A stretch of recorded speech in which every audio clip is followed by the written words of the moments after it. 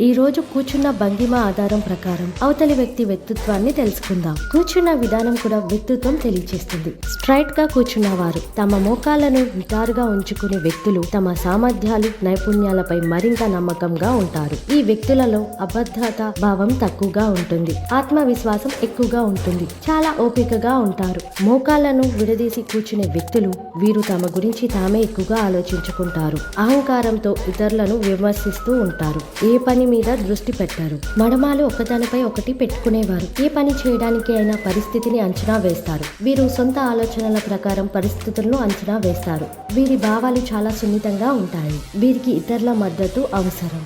మోకాళ్ళపై కాలు పెట్టుకుని కూర్చునేవారు. ఇలాంటి వారిలో ఆత్మవిశ్వాసం ఎక్కువ. ఆత్మవిశ్వాసంతో కూడిన నడవడిక భద్రతను పెంచుతుంది. వీరికి ఏదైనా కావాలి అంటే దానికోసం తీవ్రంగా ప్రయత్నించే వైఖరి కలిగి ఉంటారు. కాలు మీద కాలు పెట్టుకుని కూర్చునేవాళ్ళు. కలలు ఖండంలో వీరిని ఎవరూ మించలేరు. ఈ వ్యక్తులు గౌరవపదంగా జీవిస్తారు. సూచనలు ఇస్తూ అందరికీ దగ్గరవుతారు. Please subscribe to Deep daily Telugu.